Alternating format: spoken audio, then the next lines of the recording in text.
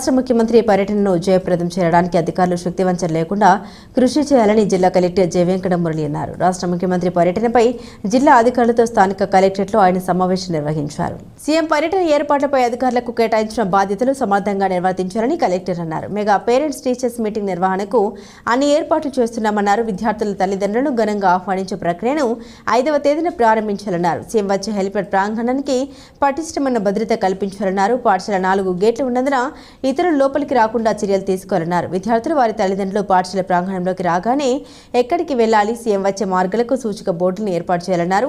919 మంది విద్యార్థులు ఉండగా వారితో పాటు తల్లిదండ్రులు మాత్రమే కార్యక్రమానికి హాజరయ్యేలా చూడాల్సిన బాధ్యత అధికారులపై ఉందన్నారు. అరటి తోరణాలు ఏర్పాటు చేయాలన్నారు. విద్యార్థుల సమగ్ర ప్రగతి పత్రాలపై తల్లిదండ్రులతో చర్చించే అంశానికి ఎలాంటి విఘాతం ఏర్పడకుండా చూడాలన్నారు. తల్లిదండ్రులతో ఉపాధ్యాయులు నిర్వహించే సమావేశంలోనే రాష్ట్ర ముఖ్యమంత్రి హాజరవుతారని వివరించారు. విద్యార్థుల తల్లిదండ్రులకు ప్రాధాన్యత ఇవ్వాలన్నారు.